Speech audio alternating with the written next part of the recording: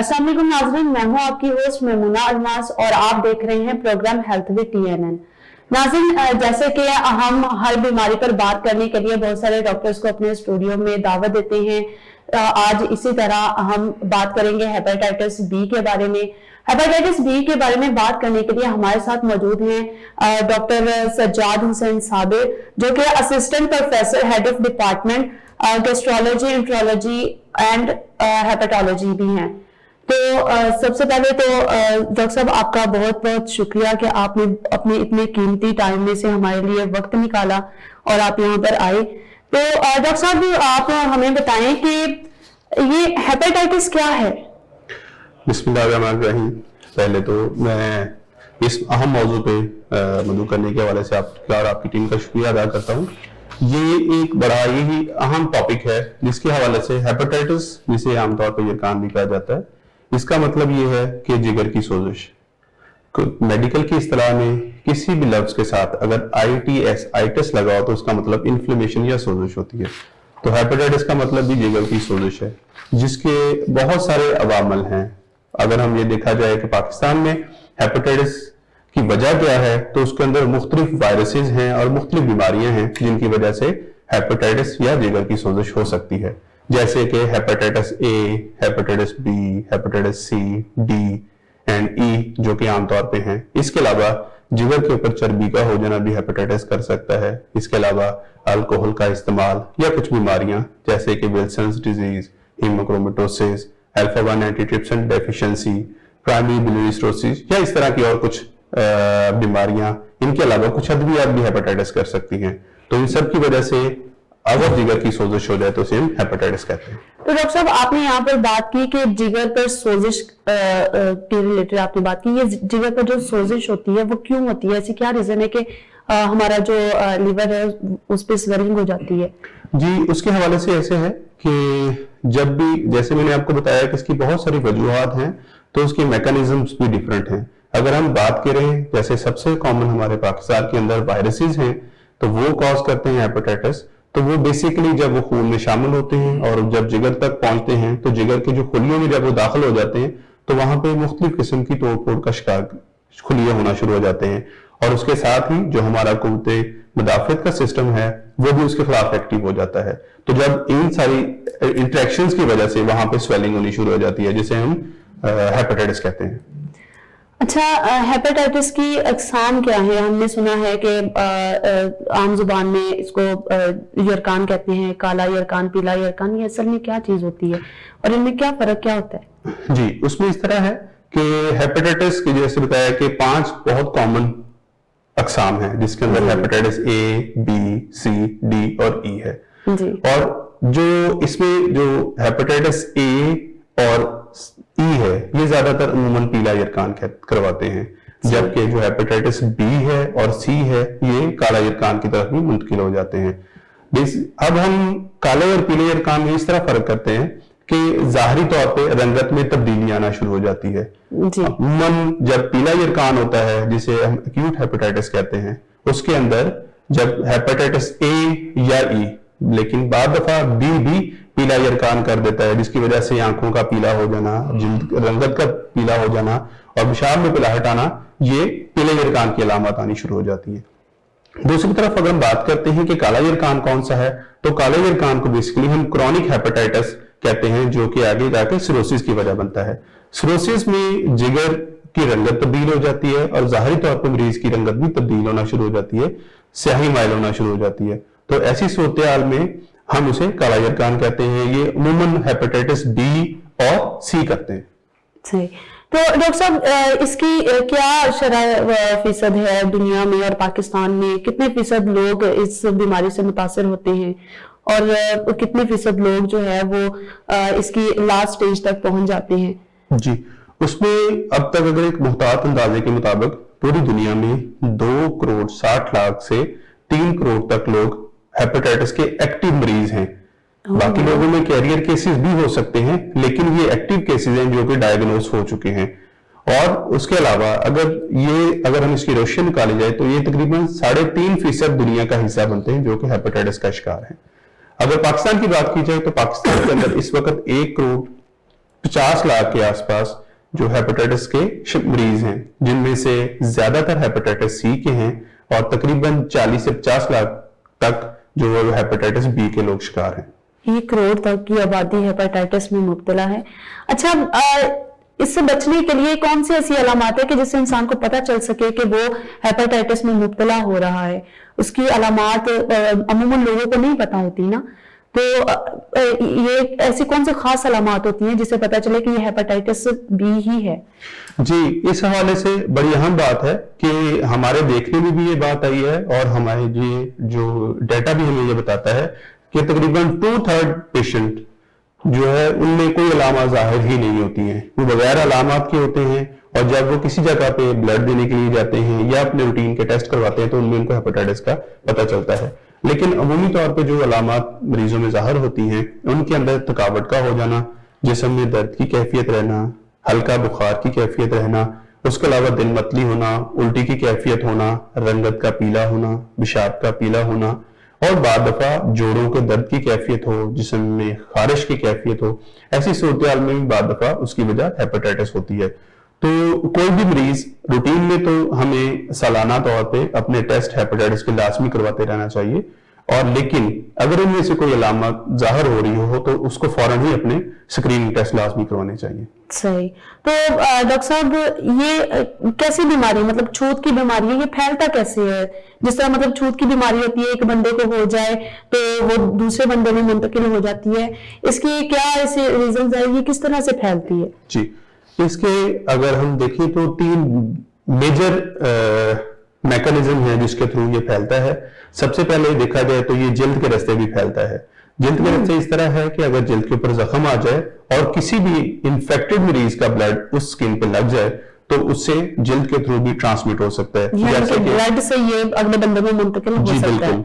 जैसे कि इस्तेमाल शुदा सिरिंजेस का इस्तेमाल, ब्लेड्स का इस्तेमाल, नेल कटर का इस्तेमाल, या सैलून में या पार्लर्स में जो इस चीजें इस्तेमाल की जाती हैं उनके इस्तेमाल अगर वो इन्फेक्टेड हों तो वो इसकी वजह बन सकते हैं। दूसरा, अगर खून चेक किए बगैर लगाया जाए तो उससे भी इसके मुंतकिल होने का खदशा होता है।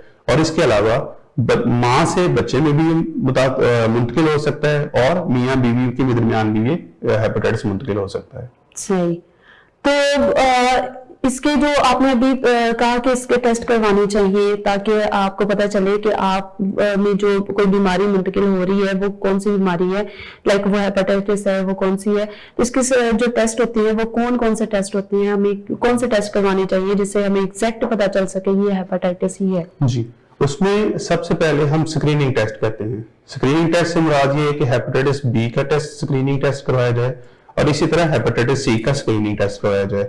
वो करवाने के अलावा लीवर फंक्शन टेस्ट करवाने चाहिए। उनमें से भी जो अहम हमें चीज गाइड कर रही होती है, जैसे हमारे पास कुछ मरीज आते हैं जो कि सिर्फ लीवर फंक्शन टेस्ट करवा के हमारे पास आ जाते हैं, तो उनके अंदर हम देखते हैं कि ALT की अगर वैल्यू मर्दों में 35 से ज्यादा हो और खवातीन में 25 से ज्यादा हो तो हम कॉन्शियस हो जाते हैं कि इनके हेपेटाइटिस के टेस्ट करवाने चाहिए, स्क्रीनिंग टेस्ट करवाने चाहिए। और अगर किसी में हेपेटाइटिस पॉजिटिव आ जाता है, बी या सी पॉजिटिव आ जाता है, तो उसके हवाले से फिर खून का मुआयना, CBC करवाना, गुर्दों के टेस्ट करवाना, उसके अलावा पेट का अल्ट्रासाउंड करवाना, PCR का टेस्ट करवाना और बाद दफा कुछ एंटीजन का टेस्ट करवाना बी की सूरत में करवाना जरूरी होता है। तो उसके उनको देखते हुए फिर हम इलाज का तयन करते हैं। अच्छा, मेरे माइंड में एक क्वेश्चन आ रहा है कि अगर हम लोग टेस्ट करवा रहे हैं, स्क्रीनिंग टेस्ट हम लोगों ने करवा लिया, अगर हेपेटाइटिस स्क्रीनिंग टेस्ट हमारा पॉजिटिव है और हमारा PCR जो है वो नेगेटिव है, तो हमें इस सिचुएशन में क्या करना चाहिए? जी, ये बड़ा अहम सवाल है क्योंकि हमारे पास जब मरीज आते हैं वो स्क्रीनिंग टेस्ट जब उनका पॉजिटिव आ जाता है तो वो ये महसूस करते हैं कि उनको हेपेटाइटिस हो चुका है। ज्यादातर केसेस में ऐसा होता है, लेकिन कुछ केसेस में ये होता है कि जो PCR नेगेटिव होता है, जो कि बाद दफा हमें बता रहा होता है कि वायरल लोड बहुत कम है जो कि PCR के ऊपर डिटेक्ट नहीं हो सका, या ये हो सकता है कि जिंदगी में कभी उनको हेपेटाइटिस हुआ था और वो खुद ब खुद ही ठीक हो गया। ऐसी सूरत में हमें जो 6 महीने के बाद हम PCR दोबारा एडवाइस करते हैं कि वो हमें 6 महीने के बाद PCR और लीवर फंक्शन टेस्ट करवा के दिखाएं। और अगर उसके ऊपर भी PCR नेगेटिव हो जाता है, जिसका मतलब ये है कि 2 PCR 6 माह के गैप से अगर नेगेटिव आ जाते हैं तो हम कहते हैं कि आपके अंदर एक्टिव हेपेटाइटिस नहीं है।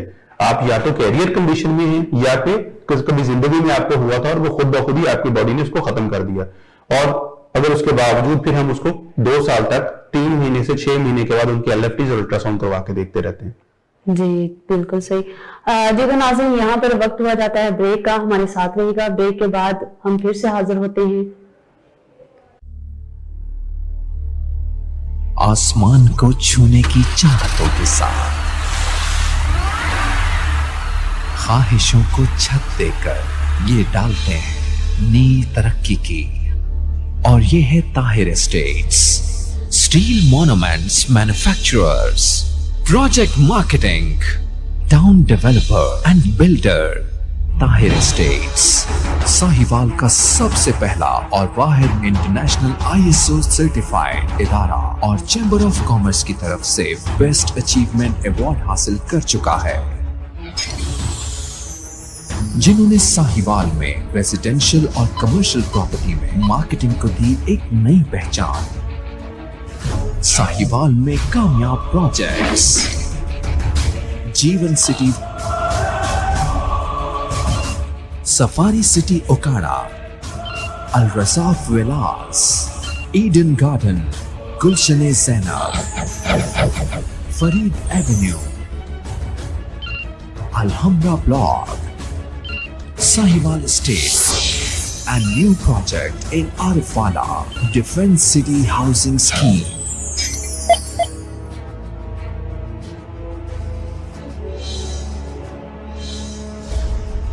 The largest marketing network in real estate.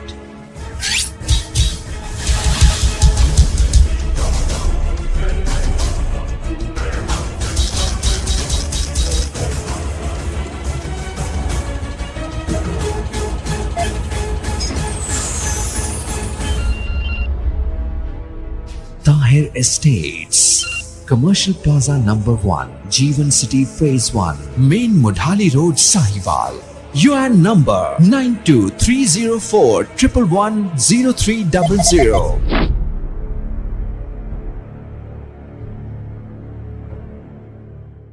Welcome back नाजरीन।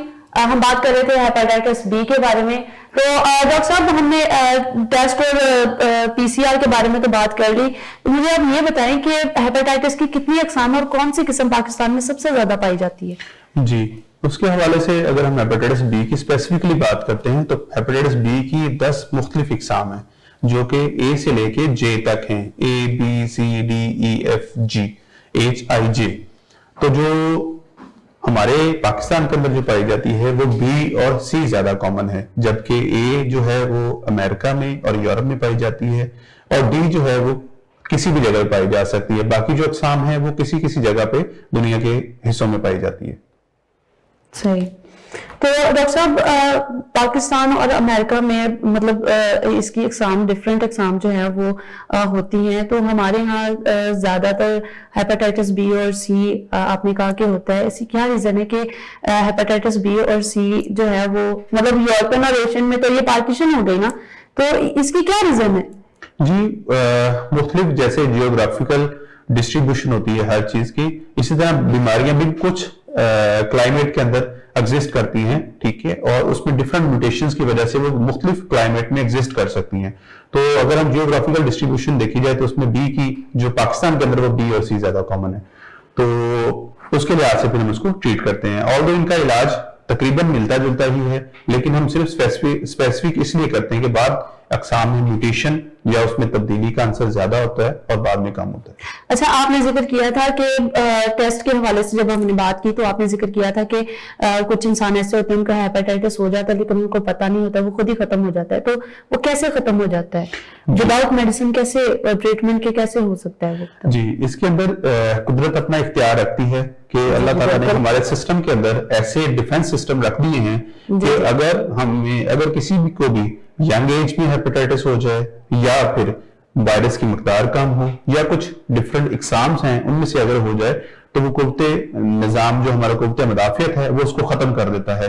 ये बी के हवाले से स्पेशली बहुत अहम है कि तकरीबन 70 से 80% लोगों में हेपेटाइटिस 3 से 6 महीने के अंदर खुद ब खुद खत्म भी हो जाता है कि वो काले यरकान की तरफ या क्रॉनिक हेपेटाइटिस की तरफ नहीं जाता।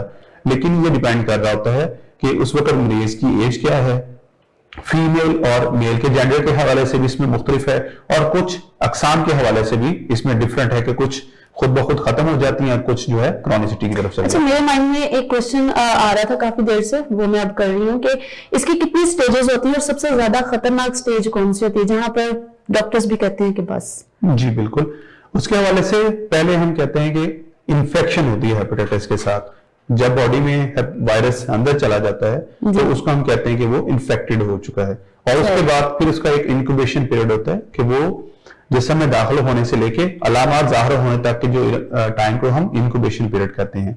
हेपेटाइटिस बी के हवाले से अगर बात करें तो वो 6 हफ्ते से लेके 6 माह तक इंक्यूबेशन पीरियड होता है। एवरेज तकरीबन 2 से 3 माह इसका एवरेज टाइम होता है कि वो जिसम में दाखिल होने के बाद जो अलामात जाहिर करता है वो इस टाइम के अंदर जाहिर करता है। तो इस दौरान कुछ मरीजों में अलामात जाहिर होना शुरू हो जाती हैं और कुछ मरीजों में अलामात जाहिर नहीं होती हैं। सही। अच्छा डॉक्टर साहब, इसका इलाज बहुत सारे लोग जो हैं वो हकीमों के पास जाते हैं जिनको ज्यादा अवेयरनेस नहीं होती, उनको पता ही नहीं चलता कि हम हेपेटाइटिस में मुब्तला हो चुके हैं।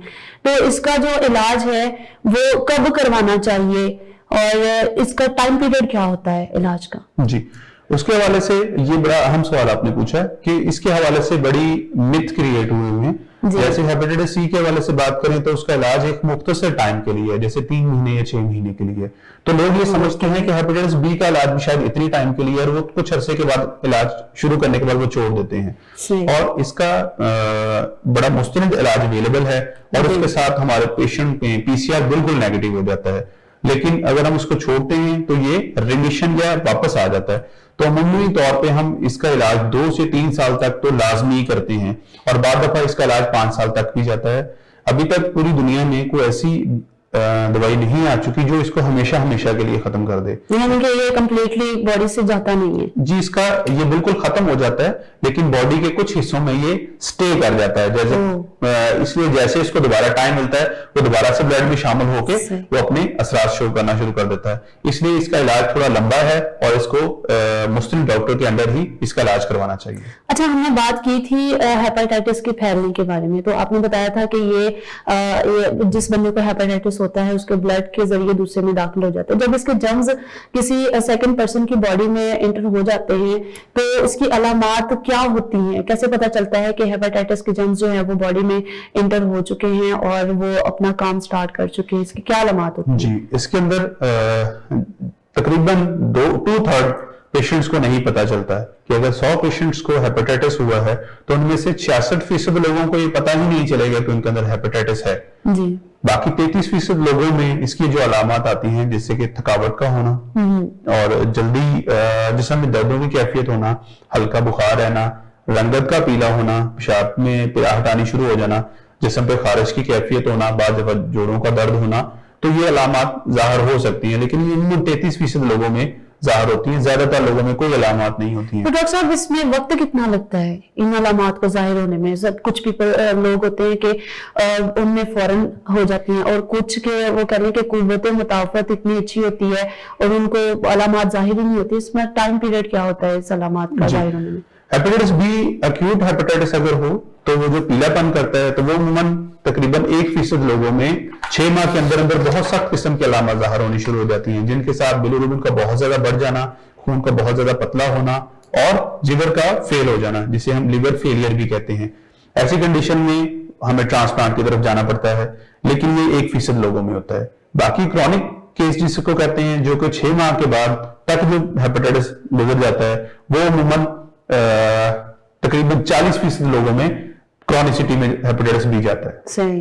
बाकी लोगों में बाद दफा ये खुद ब खुद ही खत्म हो जाता है। अच्छा, नॉर्मल लोगों में तो हेपेटाइटिस जब होता है तो उसकी अलामत जाहिर हो जाती हैं और वो मेडिसिन से अपना ट्रीटमेंट करवा के ठीक भी हो जाते हैं, तो इतना ज्यादा प्रॉब्लम नहीं होता। यहाँ पर एक क्वेश्चन आ रहा है मेरे माइंड में कि अगर प्रेग्नेंट लेडी को हो जाए और उस डिलीवरी के बाद या फिर प्रेगनेंसी के दौरान उसके बच्चे में भी ये जर्म्स मुंतकिल हो सकते हैं, और अगर हो सकते हैं तो इसका ट्रीटमेंट कैसे होगा?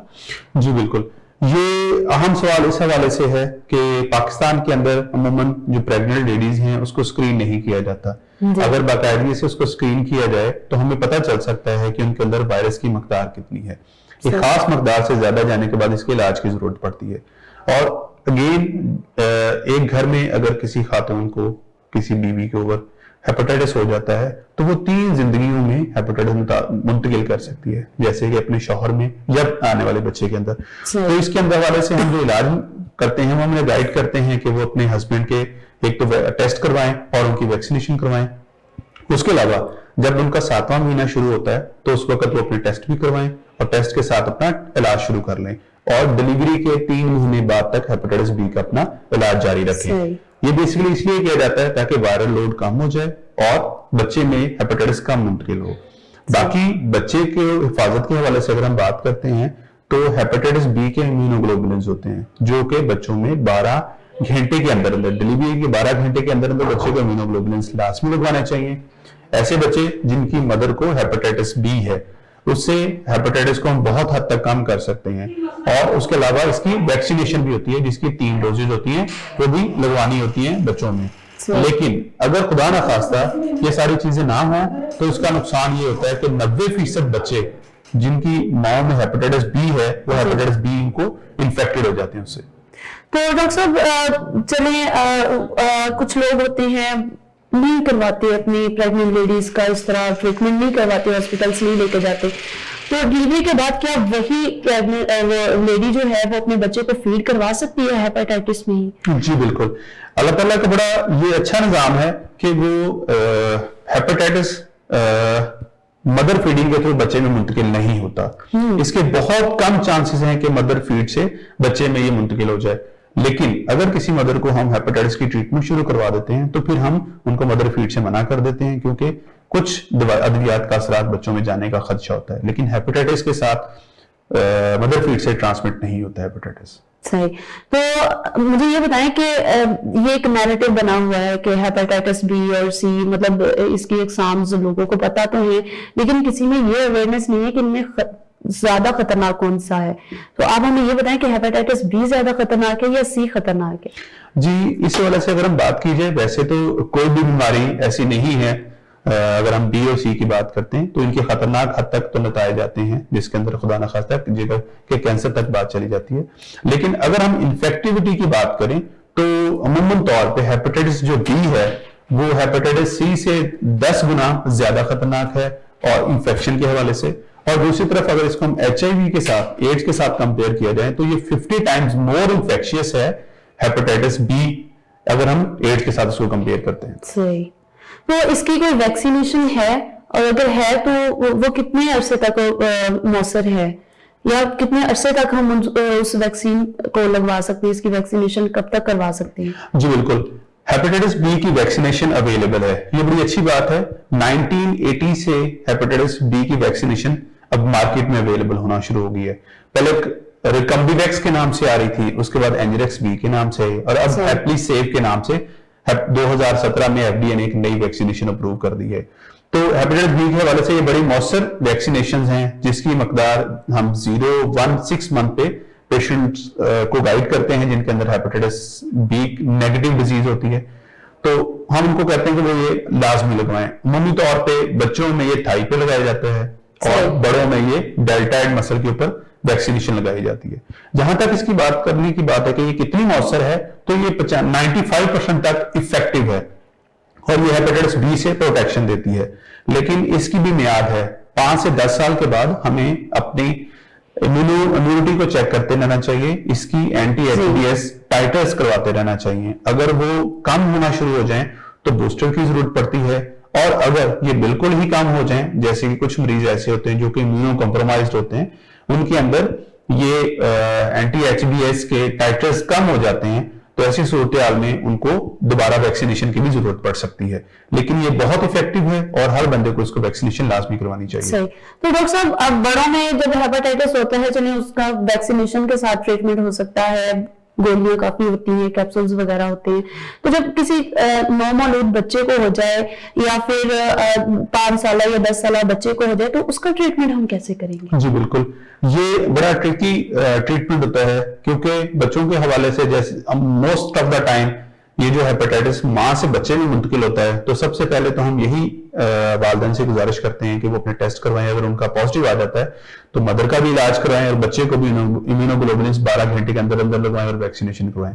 खुदा ना खास्ता अगर फिर भी ट्रांसमिट हो जाता है बच्चे के अंदर, तो 3 साल तक पेगुलेटेड इंटरफेरॉन को हम लगा सकते हैं, और 3 साल से लेके 11 साल तक एक कुछ अद्वियात हैं जो कि हम दे सकते हैं, और 11 साल के बाद तक बच्चों को हम ऐसे ही ट्रीट कर सकते हैं जैसे कि हम बड़ों को ट्रीट करते हैं। इसका इलाज बिल्कुल अवेलेबल है और मुमकिन भी है, लेकिन वो बड़ा एहतियात के साथ करने वाला होता है, और वो मुस्तनिद डॉक्टर जो है, क्वालिफाइड डॉक्टर इसको कर सकते हैं। लेकिन डॉक्टर साहब, नौमौलूद बच्चा तो टैबलेट्स वगैरह नहीं खा सकता, तो उसको हम कैसे ट्रीट करें? जी, उनके लिए इंजेक्शन अवेलेबल होते हैं। पेगुलेटेड इंटरफेरॉन इंजेक्शन की एक किस्म है जो कि पहले हेपेटाइटिस सी में लगाए जाते थे, लेकिन वो ऐसी केस में वो लगाए जा सकते हैं जबकि हमें लग रहा हो कि वो जिगर को मुतासर कर रहे हैं।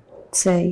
तो अगर एक इंसान है, उसके साथ सिचुएशन ये बन जाती है कि उसको हेपेटाइटिस बी और सी दोनों हो गए हैं, तो हम सबसे पहले किस चीज का इलाज करेंगे, हेपेटाइटिस बी का या सी का, और कैसे करेंगे? ये आपने बड़े अच्छे सवाल होता है ना, ये सिचुएशन सारी क्रिटिकल हो जाती है। जी बिल्कुल, आपने बड़े अहम क्वेश्चन पूछे हैं और ये रूटीन के क्वेश्चन हैं। हेपेटाइटिस बी और सी के पेशेंट्स हमारे पास अमूमन आ जाते हैं, तो वो हमसे कहते हैं कि डॉक्टर साहब एक वक्त में हम एक इलाज करवा लेते हैं क्योंकि गोलियां बड़ी सख्त हैं, और दूसरा हम बाद में कर लेंगे क्योंकि ये गर्म होती है, तो हमारे लिए मुमकिन नहीं है। लेकिन साइंस के हवाले से ऐसी कोई बात नहीं है।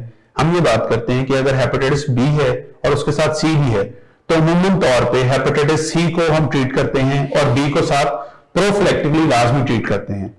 लेकिन अगर बी की वैल्यू भी ज्यादा है तो एक ही वक्त में दोनों यरकान का इलाज करना मुमकिन है और ये किया जाता है। सही। अच्छा, हमारे यहाँ हार्ट ट्रांसप्लांट के लिए बाहर लोग जाते हैं, लिवर ट्रांसप्लांट के लिए, मतलब जिगर की तब्दीली के लिए जाते हैं, तो क्या पाकिस्तान में ये फैसिलिटी मौजूद है कि हम अपने पेशेंट्स का जो है जिगर ट्रांसप्लांट कर सकते हैं, चेंज कर सकते हैं? क्योंकि लोगों के पास तो इतनी अवेयरनेस है नहीं, तो इसके बारे में थोड़ा ब्रीफ करें। जी बिल्कुल, जब लिवर सिरोटिक हो चुका तो होता है, ठीक है, या उसके ऊपर खुदा ना खास्ता कैंसर बनने की सिचुएशन हो जाती है, तो फिर हम इसको जिगर की तब्दीली के हवाले से बात करते हैं जो कि लिवर ट्रांसप्लांट के हवाले से किया जाता है। पाकिस्तान के अंदर मुख्तलिफ सेंटर्स हैं जो कि लिवर ट्रांसप्लांट करते हैं, जैसे PKLI, जैसे अशिफा है, जैसे कि सिंध में गैम्बट है, और शेख ज़ायद हॉस्पिटल है। यहाँ पे लिवर ट्रांसप्लांट हो रहा है और बड़े कामयाब तरीके से लिवर ट्रांसप्लांट हो रहा है, तो पाकिस्तान के अंदर ये सहूलत मौजूद है, बिल्कुल मौजूद है। सही। अच्छा, जिगर का कैंसर हो जाता है, तो जिगर का कैंसर हेपेटाइटिस से ही होता है या फिर किसी और वजूहात की वजह से होता है? ये जरा क्लियर कीजिएगा। जी बिल्कुल, जैसे कि वो बीमारियां जो कि हेपेटाइटिस कर सकती हैं, वो बीमारी जब हेपेटाइटिस करती है तो वो एक सेट पैटर्न पे डिजीज शुरू हो जाती है जो कि आखिर में जिगर के कैंसर तक बात जा सकती है। लेकिन पाकिस्तान के अंदर सबसे कॉमन जो वजूहात है वो वायरसेस हैं, जैसे हेपेटाइटिस बी है या हेपेटाइटिस सी है।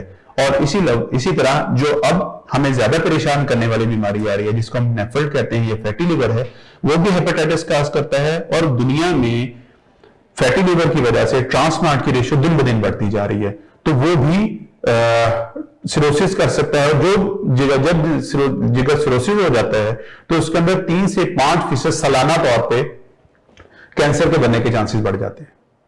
तो हम इस जिगर के कैंसर से कैसे महफूज रख सकते हैं अपने देखने वालों को, इसके बारे में? जी बिल्कुल, सबसे पहले तो यही है कि हम हेपेटाइटिस के हवाले से हेपेटाइटिस के स्क्रीनिंग टेस्ट रूटीन में होने चाहिए, ताकि अगर खुदा ना खास्ता किसी को हेपेटाइटिस है तो उसका टाइमली उसका इलाज हो सके। और वो लोग जिनको हेपेटाइटिस नहीं है वो अपनी हेपेटाइटिस की वैक्सीनेशन करवा के इससे हमेशा के लिए अपने आप को और अपने प्यारों को बचा सकते हैं। जी डॉक्टर साहब, आपने हमें ब्रीफ किया, बहुत ज्यादा मालूमात हमें मिली हेपेटाइटिस के बारे में। हमारे नाज़रीन को कोई पैगाम देना चाहेंगे? जी बिल्कुल, नाज़रीन के हवाले से, गैस्ट्रोएंटरोलॉजिस्ट एक्सपर्ट होने के हवाले से मैं अपनी आवाम को ये पैगाम देना चाहता हूँ कि सालाना तौर पर अपने हेपेटाइटिस बी के और सी के टेस्ट लाजमी करवाएं। और वो लोग जो अपने टेस्ट रूटीन में करवाते हैं, अगर उनकी हेपेटाइटिस बी की वैक्सीनेशन नहीं हुई तो वो अपनी वैक्सीनेशन लाजमी करवाएं। और वो लोग जिन्होंने वैक्सीनेशन करवा ली है वो 5 साल से 10 साल के बाद अपनी वैक्सीनेशन की टाइटर्स लाजमी करवा के देखते रहें कि अगर उनको बूस्टर की या रीवैक्सीनेशन की अगर जरूरत है तो, क्योंकि इलाज से बेहतर है कि परहेज किया जाए और वो वैक्सीनेशन से जब हम 95% तक बच सकते हैं तो क्यों ना हम अपने आप को हेपेटाइटिस से बचाएं। शुक्रिया, थैंक यू सो मच। जी तो नाज़रीन, डॉक्टर साहब ने हमें बहुत सारी हेपेटाइटिस बी और सी के बारे में मालूमात फाहम की हैं, तो काइंडली अगर आपके किसी रिश्तेदार में या आपके किसी दोस्त अजीज अकारब में इसके सिम्टम्स हैं तो आप बाकायदगी से अपने टेस्ट करवाएं, इसका ट्रीटमेंट लें ताकि आपकी जिंदगी महफूज हो सके। तो इसी के साथ ही अपनी होस्ट में मुनाल माज को दीजिए इजाजत, फिर से हाजिर होंगे एक नए टॉपिक और एक नए डॉक्टर के साथ। तब तक के लिए अल्लाह हाफिज।